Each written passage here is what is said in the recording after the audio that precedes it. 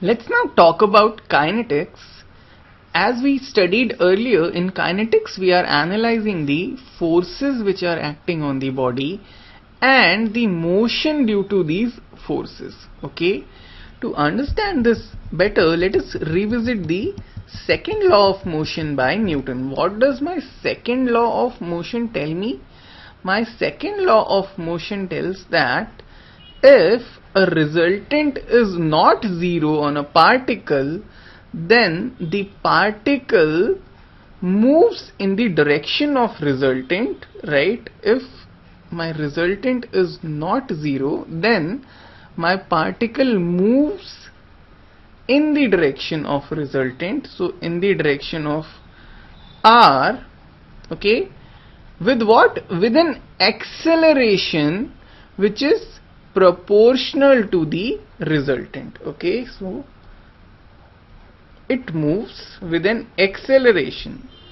So if this is a particle or a body that I am looking at, a resultant is not zero. Okay, let us suppose I give it a push, okay, and there are no other forces acting on this body, so this is the only force which is acting on this body, then this particle is supposed to move in a direction of resultant. So it is supposed to move in this direction with an acceleration which is proportional to resultant. Okay, so it is going to move with an acceleration, and that acceleration is proportional to resultant. Okay, now we know that my acceleration direction is same as the resultant direction. Okay, my acceleration vector has the same direction as the resultant force vector. Okay,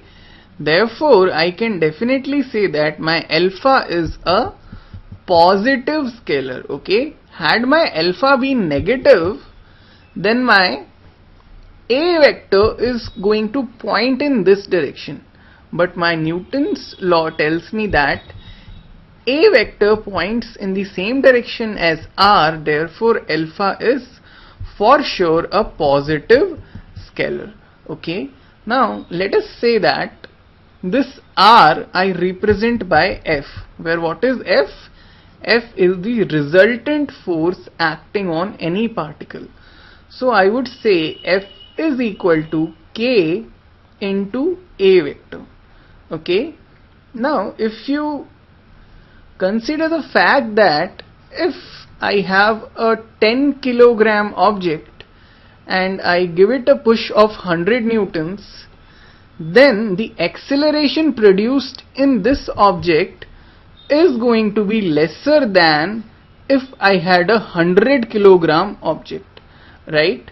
So what I realize is my acceleration produced basically depends on the weight of this object. Okay, and what is weight? My weight is m into g. Okay, my g is a constant thing. Okay, over here also g is going to be 9.8 or whatever it is. Over here also g is going to be the same, right? So what I can say is my acceleration basically depends on the mass of that object. Okay, so if you were to do an empirical study, what you would realize is my force vector, resultant force vector, is equal to mass into acceleration. Okay, or in other words, your F vector upon A is equal to mass. Okay, so what is your mass? Mass is essentially that entity which is responsible for an acceleration when you apply a force. Okay, we have one equation which tells me that the net force acting or the net resultant force acting on a body is equal to the mass of that body into the acceleration of that body. Okay, I also know that my acceleration is equal to dv by dt. Okay, so what I get over here is my force or the net force is equal to